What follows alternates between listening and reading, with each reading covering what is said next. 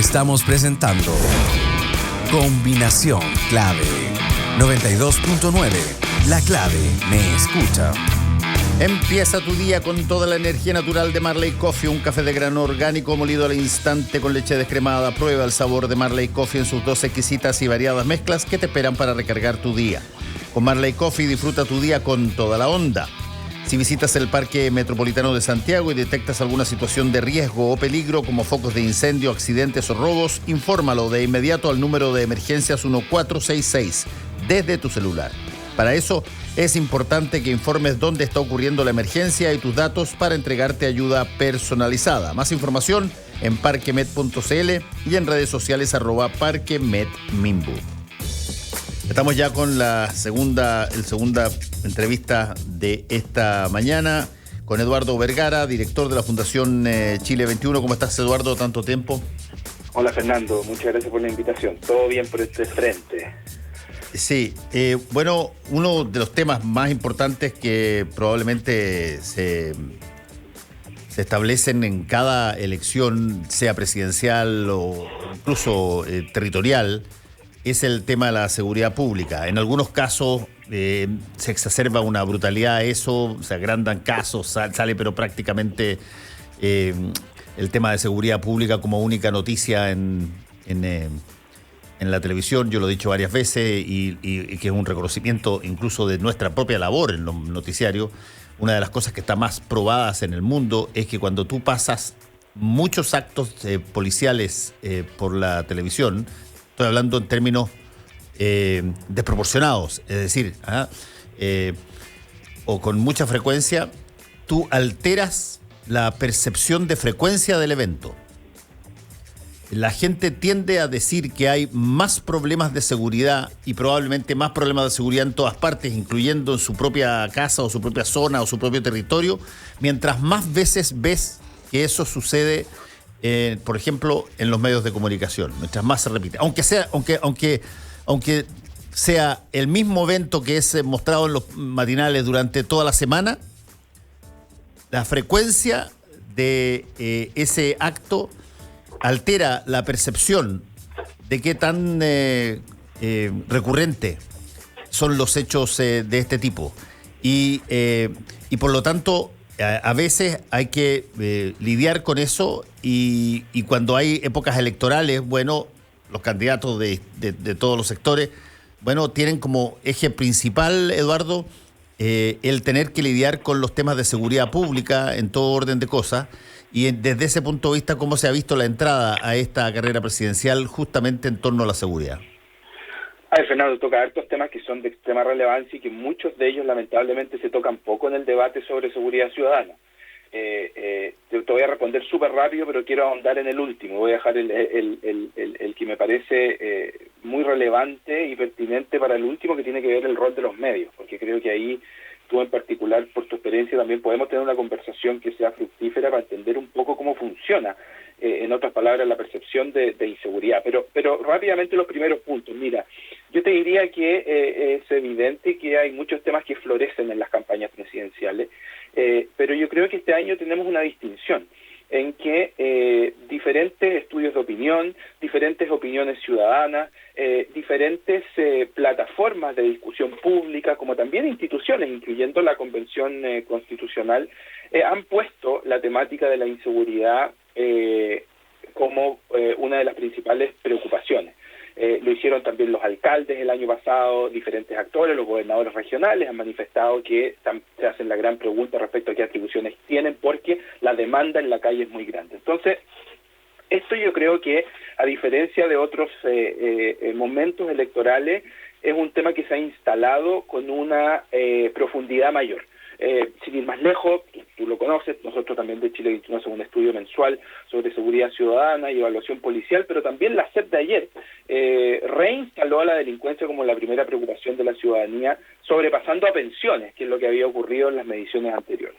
Entonces, dicho eso, nos lleva a un segundo punto, y que tiene que ver con la oportunidad y el momento que vive Chile. Fernando, yo creo que si tú miras las cifras delictuales, si tú miras particularmente la ocurrencia de delitos violentos, pero también con mayor precisión cómo se han comportado los homicidios, un fenómeno que viene en aumento durante los últimos años, pero que particularmente el año 2020 aumentan en un 20% y en algunos territorios de la región metropolitana, al sur de la región metropolitana, hasta un 80% en comparación al año anterior. Creo que de cierta manera tenemos todas las claves y todos los elementos que nos ayudan a entender que en este país estamos viviendo un punto de inflexión. Un punto de inflexión que además se compone por la participación del narcotráfico y del crimen organizado directamente dentro de las fuerzas policiales, con relación con incluso las Fuerzas Armadas por temas de tráfico de armas, corrupción en los municipios. Entonces esta realidad más variopinta que estamos viviendo debería ser un punto de alerta, y ahí yo concuerdo, de las pocas cosas que concuerdo directamente con el presidente Piñera, al menos en temas de seguridad, es que él mismo reconoció que vivimos un punto de inflexión. El problema es que seguimos haciendo lo mismo por ya más de 30 años. Y el último punto, Fernando, que a lo mejor amerita otra conversación, pero me parece de extrema relevancia, es el rol de los medios de comunicación. Por sobre todo los medios de comunicación a nivel mundial, la seguridad es los sucesos de inseguridad la cobertura de ellos genera un rédito, porque aumenta el rating, a la gente le llama la atención ver esto porque se siente amenazada. Pero además en Chile ocurre algo particular, en que la lógica de medir la seguridad en Chile se basa fundamentalmente en una medición que desproporcionadamente le entrega más atención a los delitos contra la propiedad. Y la cobertura de sucesos policiales de delitos contra la propiedad en Chile es aún más desproporcionada. En otras palabras, nos hemos acostumbrado que por años sea noticia un portonazo, más que, ¿no es cierto?, las violaciones o casos de violencia intrafamiliar, que en frecuencia son mucho mayores y que generan un daño a la integridad de la persona mucho mayor que el robo de un elemento de propiedad privada. Pero no es solo eso, sino que los delitos de mayor connotación social, que es la categoría por la cual medimos de cierta manera la eficiencia de la seguridad, como también la eficiencia de la labor policial, en la misma categoría convive un hurto con un homicidio. Entonces, la categorización que nosotros le entregamos también nutre la cobertura mediática, que desproporcionadamente también contribuye a que se generen sensaciones de inseguridad que no necesariamente son las reales. Pero también, Fernando, a mí que me tocó estar en el gobierno, te confieso que tuvimos grandes dolores de cabeza con canales de televisión y productoras que se metían en poblaciones, que se metían a investigar círculos de crimen organizado, que se subían a los carros policiales y hacían programas famosos, como el programa del recordado tío Emilio, que muchas veces su participación por cubrir y por entregar y por tal vez cumplir con su labor periodística, terminaron obstruyendo muchas investigaciones importantes, porque se metían con cámara dentro de casas, ¿no es cierto?, de narcotraficantes, se hacían de cierta manera parte de estos operativos y hacían que se cayeran muchas investigaciones muy importantes, particularmente la investigación del narcotráfico. Entonces esto, y con esto cierro para no alargarme en este punto, sin duda contribuye a la sensación de inseguridad, y creo que todos quienes nos preocupamos por la seguridad no solamente nos tenemos que preocupar porque las personas estén seguras, en lo que podría ser una medición un poco más objetiva, la ausencia de ser víctima de un delito, sino también de que las personas se sientan seguras, porque el vivir en temor es vivir sin libertad, vivir atemorizado es dejar de tomar ciertas acciones, es dejar de hacer ciertas cosas y te inhibe en que otros derechos se puedan cumplir. Entonces, sí, creo que eso también es muy importante, Fernando, porque al final del día lo que sí nadie puede discutir en este país, independiente de las cifras, que podemos analizarlas de una y otra manera, es que la sensación de inseguridad sigue el aumento a pesar de que existan cambios o variaciones en las cifras delictuales. Sí, hay un estudio bien interesante que se hizo hace ya algún tiempo, que preguntaba a una serie de personas qué es lo que consideraba era más probable que pudiera pasar. Que a alguien le cayera un tornillo que se soltó de un avión desde el cielo, o que lo mordiera un tiburón, si que estaba nadando en el mar. Y la respuesta, esto se hizo en Estados Unidos, la respuesta era pero avasalladora, en favor de que era mucho más probable que te mordiera un tiburón. Claro. siendo que las probabilidades reales eran, aunque parezca insólito, era mucho más probable que te cayera un artefacto desprendido de un avión. Pero ¿por qué era tanta gente decía que era más probable la mordida del tiburón? Bueno, porque de hecho hay una película que se llama Tiburón, varias de hecho, y que han sido vistas pero por millones de personas. Y lo que tú ves ahí es justamente, no he visto películas donde se cae un tornillo, digamos, ni gente que se desmaye porque le cayó algún artefacto del cielo producto de este tipo de cosas. Y ellos entonces establecían esta idea de que la frecuencia de acceso a determinadas materias no solamente tiene que ver con la delincuencia o la seguridad pública, pero la frecuencia de determinadas materias generaba la sensación de que eso era mucho más recurrente que cualquier otra cosa. De hecho, sí que tenemos que extrapolarlo a la política, gran parte del trabajo de campaña de candidatos se basa en tratar de estar presente en todo lo más frecuentemente posible. Que se vea, pero prácticamente todo el tiempo. Ahí no hay agotamiento desde el punto de vista publicitario, si tú quieres.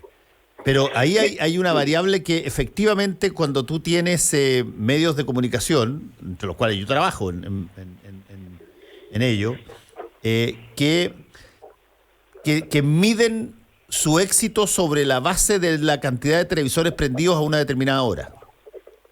Por ejemplo.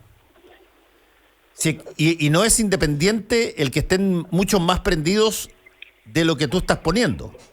Hay ciertas materias que tú las puedes poner, como pasó en una oportunidad, creo que fue antes de una Pascua, en un momento dado anunciado por primera vez en directo los tres tenores.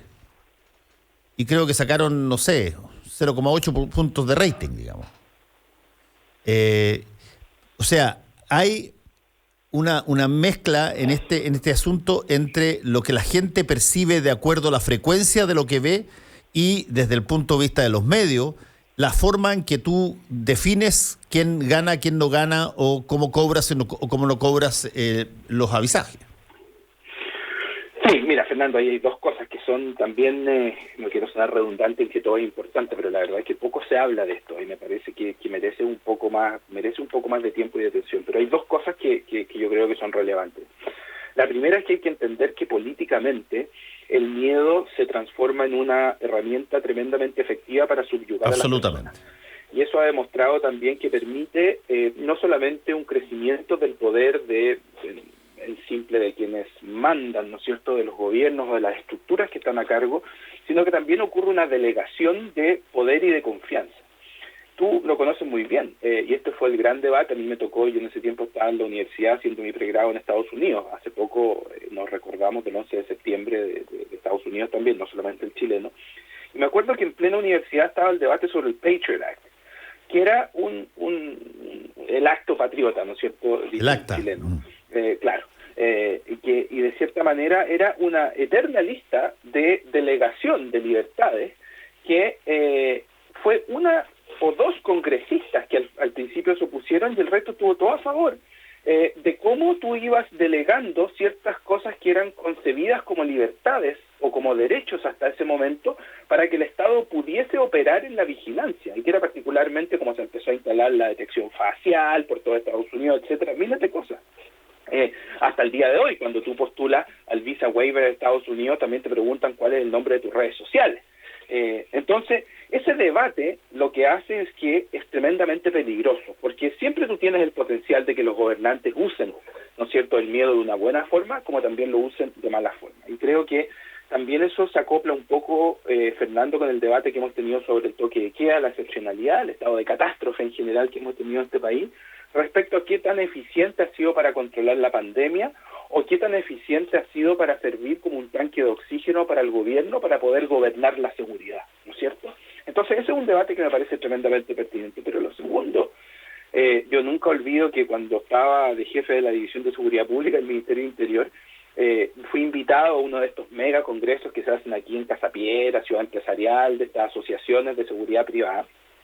Y una de las cosas y el punto central que yo les manifesté es que me llamaba tremendamente la atención de cómo en Colombia, un país donde la tasa de homicidio es mayor, los delitos violentos son mayor, vienen saliendo un historial fuerte con el narcotráfico, guerrilla, paramilitares, donde la inseguridad es mucho mayor, el gobierno y los privados hacían un esfuerzo muy grande por financiar una campaña que se llamaba Colombia, el miedo es que te quieras quedar, ¿no es cierto?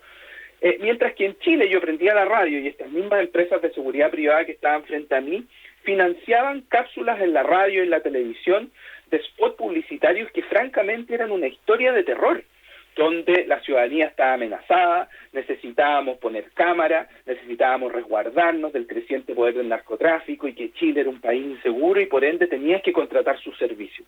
Entonces esta lógica también lamentablemente ha sido muy útil para un crecimiento bastante brutal del mercado de la seguridad privada, del negocio de la seguridad, no solo en Chile, sino que ya por muchos años lo hemos visto en países como México, Colombia, Centroamérica, pero hay algunos países que vienen de vuelta y nosotros pareciera que también somos parte de esta, no el capitalismo tardío, sino que la seguritización tardía, en que hoy la inseguridad no solamente puede ser beneficiosa, como te decía en un primer elemento, para una discusión más en base a la subyugación o al poder político, sino que también se transforma en una oportunidad de negocio.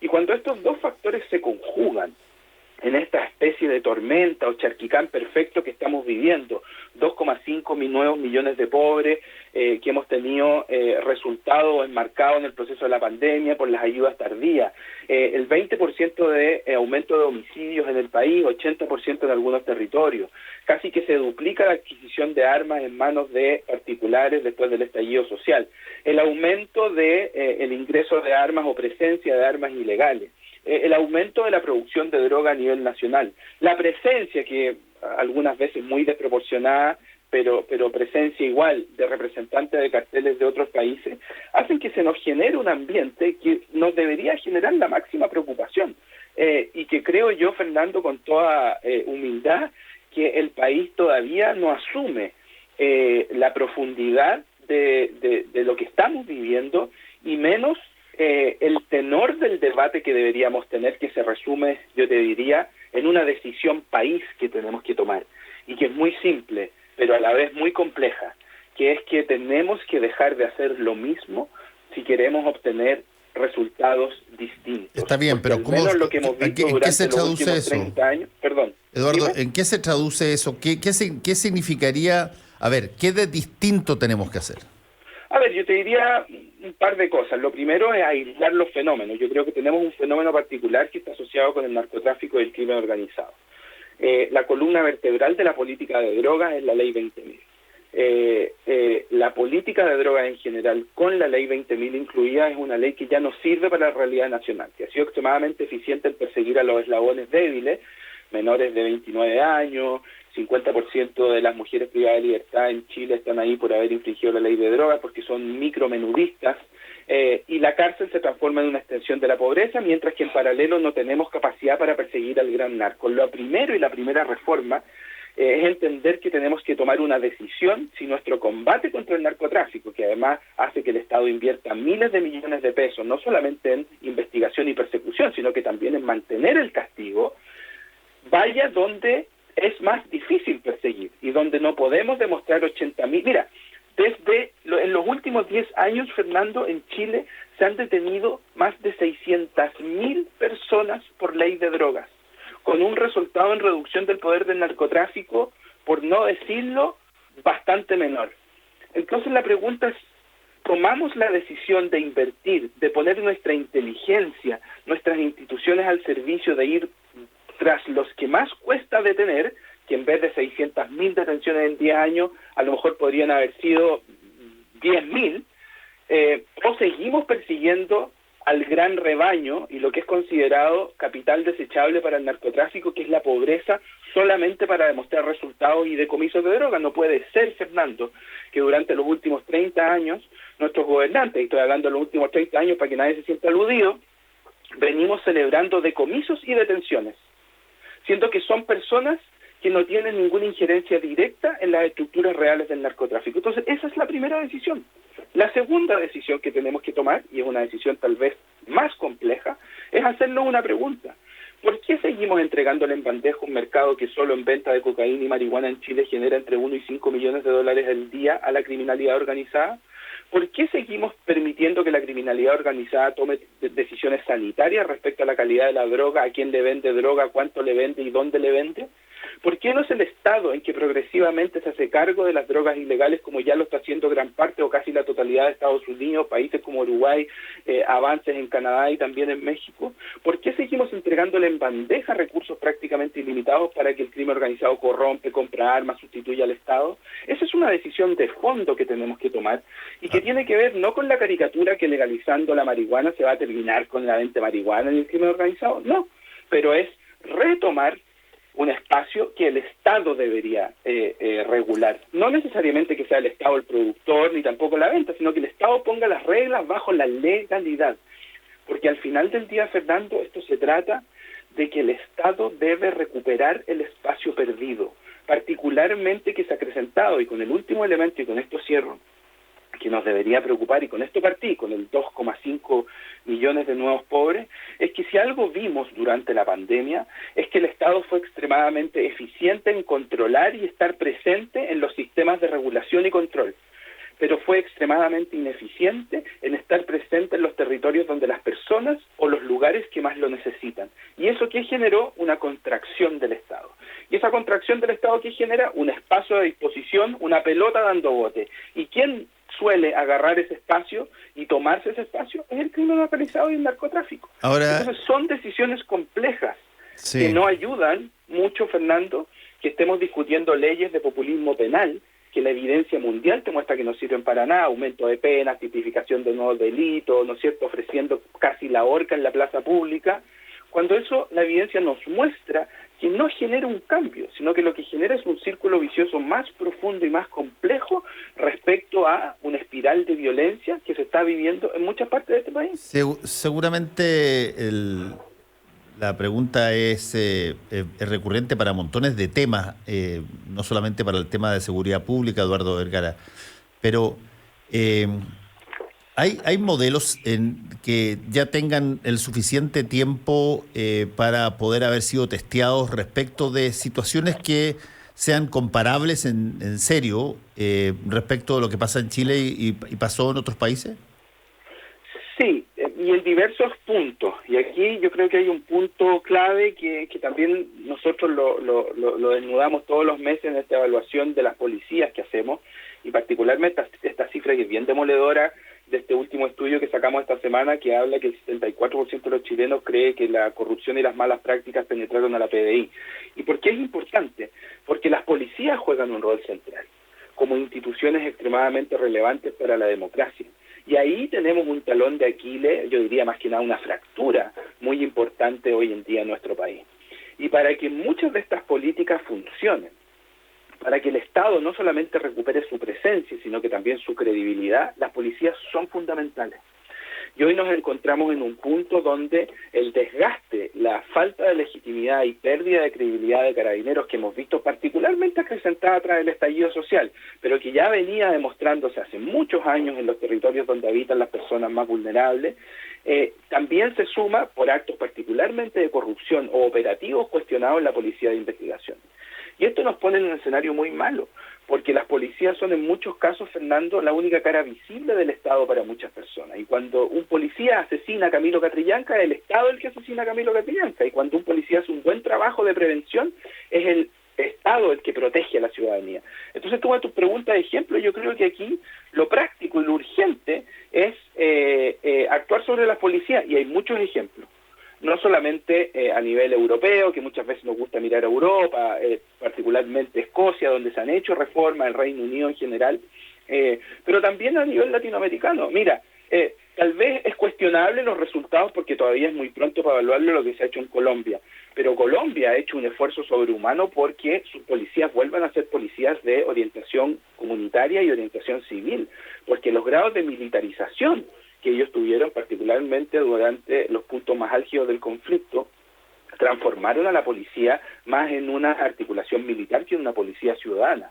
Y aquí en Chile, uno de los debates que estamos teniendo sobre la policía es particularmente ese. ¿Por qué en la Ley Orgánica Constitucional, en su artículo 1, se definen como una policía de orientación militar? ¿Por qué todavía hay justicia militar bajo una institución policial? ¿Por qué todavía no podemos saber exactamente lo que ocurre dentro de Carabineros de Chile? Ni siquiera la autoridad que supuestamente está por sobre la policía, como el Ministerio del Interior, porque hay secretos y hay trabas que impiden que esa transparencia y ese diálogo democrático exista.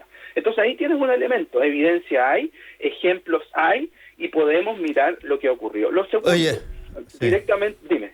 No, que me queda poco tiempo y quiero preguntarte si es que tú percibes que hay algo de esto que sea materia de una serie de acápites dentro de una futura constitución. Sí, estuve exponiendo en la Convención Constitucional hace unas 2 o 3 semanas. Particularmente propusimos 3 cosas de Chile 21. Lo primero, respecto a las policías. Nosotros creemos que Carabineros de Chile no puede seguir rigiéndose por una ley orgánica constitucional. No puede ser que para hacer un cambio necesario en un ambiente democrático existan trabas que generen un manto de protección sobre una policía. Necesitamos que se rija de una forma similar a la Policía de Investigaciones, donde los poderes democráticos, el Congreso, la misma Presidencia, pueda hacer o impulsar los cambios necesarios. Yo terminaría con la Ley Orgánica Constitucional de Carabineros de Chile como primer punto. Lo segundo es que la Convención Constitucional tiene la oportunidad y el deber de iniciar un debate sobre lo que significa la seguridad en este país.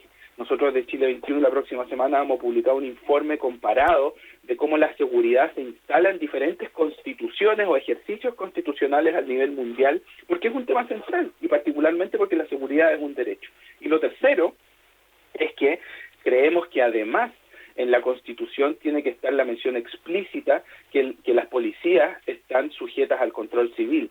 No puede ser que Carabineros esté mencionado por todos lados dentro de la Constitución a la par con las Fuerzas Armadas, porque son instituciones diferentes.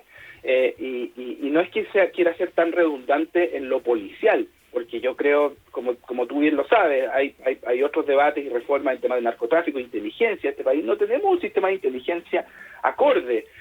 Hay un tabú y un mito de derecha e izquierda, que nadie quiere tocar este fierro caliente, porque en la izquierda muchas veces dicen, no, la inteligencia es espiar a los ciudadanos. Fue usada como un mecanismo durante la dictadura. Después en la derecha te dicen, no, pero es que si la inteligencia es política, termina estando al servicio de los comunistas. Este mar de caricaturas que tenemos nos ha impedido tener un sistema de inteligencia real. Son muchos los elementos, pero yo creo que lo que está en juego hoy día, donde hay una posibilidad inmediata de hacer algo real, tiene que ver sobre las policías. Y le tocará al próximo gobierno meterse en un tema de seguridad mayor, y ojalá sea quien sea que gane la presidencia tenga la capacidad para instalar un nuevo sistema de seguridad que respete los derechos humanos, pero que por sobre todo proteja a la ciudadanía de una forma distinta, porque el país cambia, porque el mundo cambia, porque las lógicas son dinámicas y no puede ser que siempre estemos 10, 20, 40 pasos atrás del narcotráfico y del crimen organizado y nos sorprendamos porque aparece un cartel chino, aparece un cartel mexicano, siendo que la presencia del narcotráfico y el rol de las drogas en Chile viene de una data mucho más allá de los 50 años en que se inventó la guerra contra las drogas que libró el presidente Nixon en Estados Unidos. Eduardo Vergara, director de la Fundación Chile 21, muchas gracias por este contacto. Nos encontramos. Que te vaya muy bien. Chao, Fernando, que estés muy bien. Porque la información, opinión y debate son una combinación clave. Escuchas a Fernando Pausen por la 92.9 en Santiago. La clave me escucha.